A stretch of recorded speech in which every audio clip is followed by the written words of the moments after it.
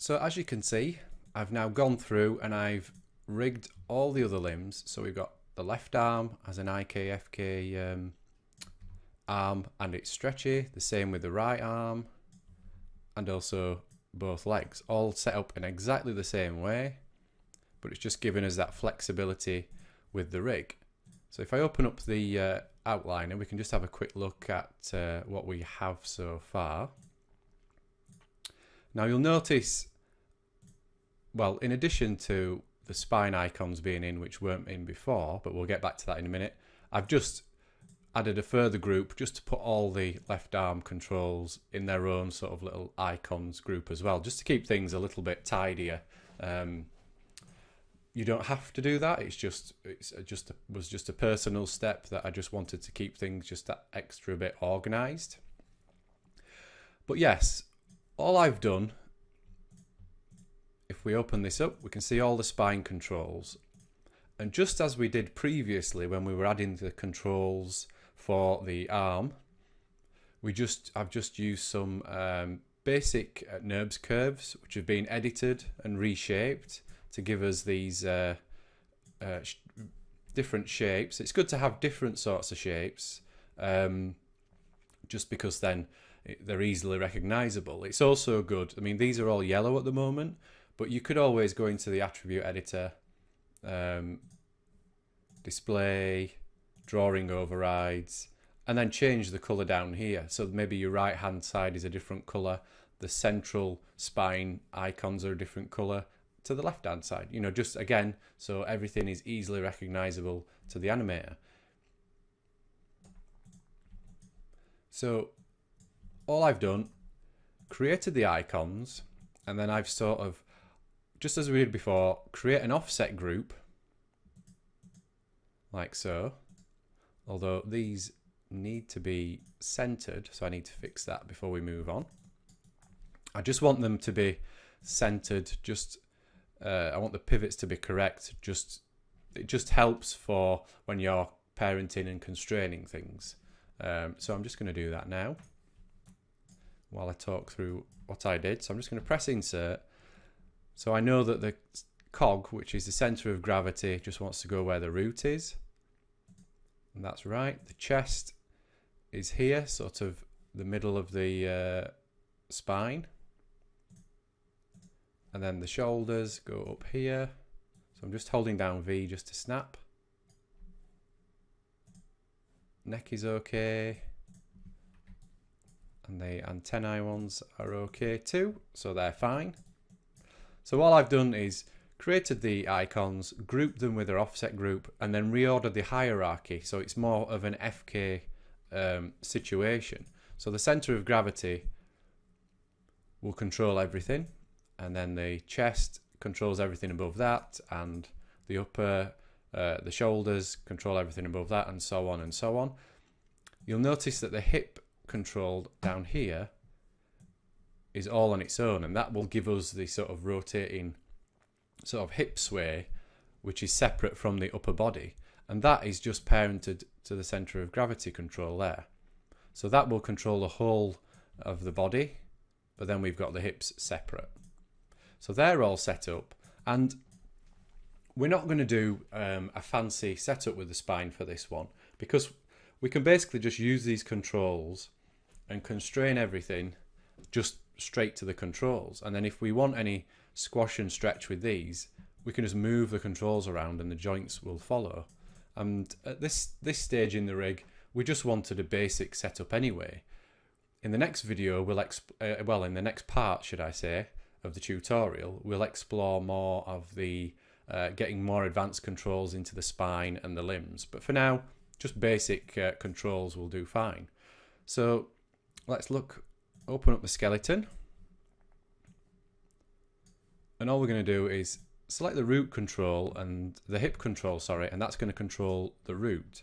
So if I go to constrain parent, and I'm going to put maintain offset on just in case, because I'm not sure the orientations are slightly different here. So I'm going to use maintain offset, and it should, I know we didn't use it before, but it should work fine with just the spine because it's so simple.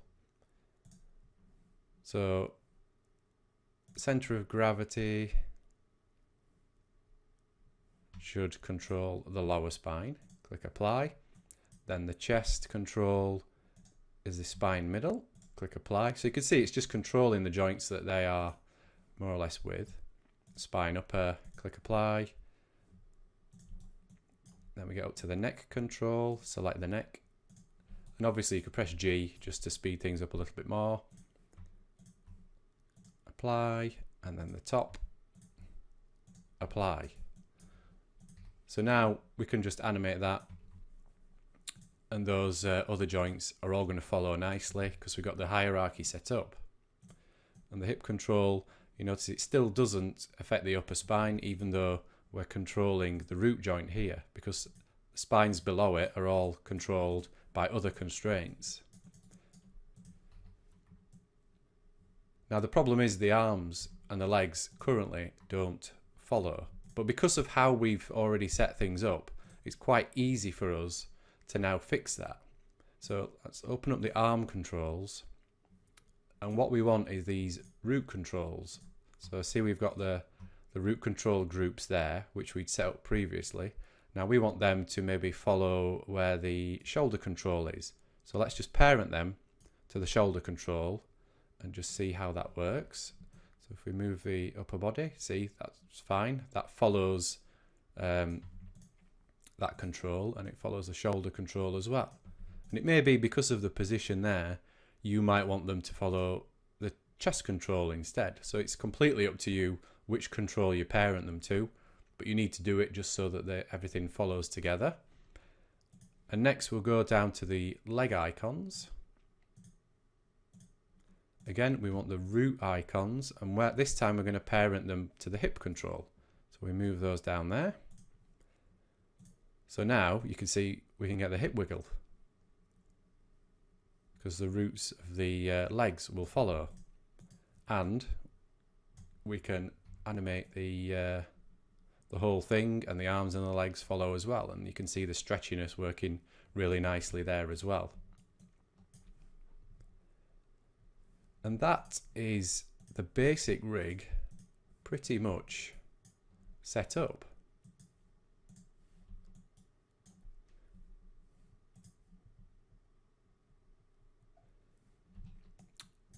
As an extra step, what I would do at this stage, now obviously we haven't skinned the character and we don't have any controls for the fingers, but at this stage I think that you've maybe learned enough to just go in, create the joints for the hands, and then maybe add in some basic FK controls for the fingers and get that working as well. So I'm going to do that next before we move on to the next video, and then I'll briefly show you sort of how the hand is set up.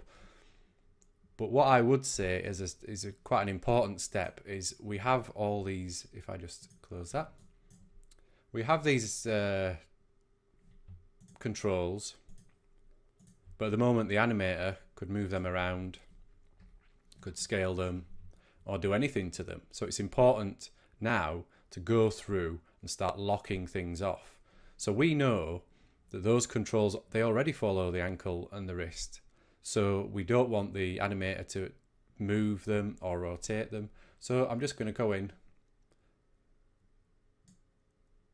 right click, lock and hide selected. So that means that all the animator can do is switch between IK and FK, and if we add some other attributes on here, which we will do in the second part of this course, you know, it's all accessible on there, but the animator can't move them or break them.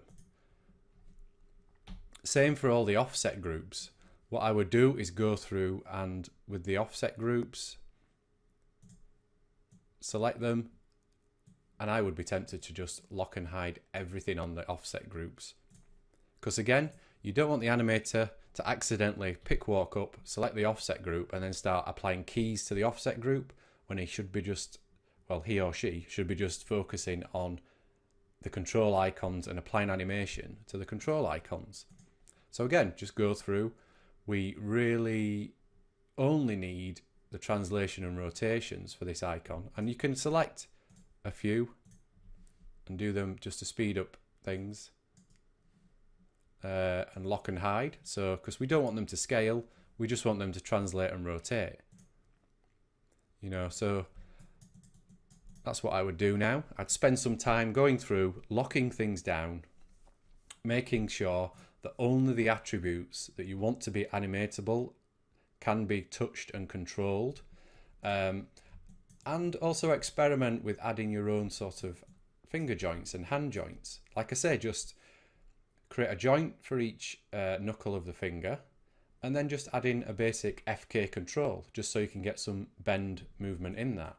So I'm going to do those now, and then what we'll do is we will pick things up in the next video, and we'll see where we move next with this robot rig. So, I hope you've enjoyed this video. If you have, please let me know in the comments below. Also, let me know if you have any questions and tell me what future videos you would like to see. And why not say thanks and also earn exclusive rewards with a small donation via my Ko-fi page. As always, remember to like this tutorial and subscribe to my channel. And remember to hit that bell icon so you're kept up to date with notifications on future videos and posts. This is AntCGI signing off, and I will see you on the next one.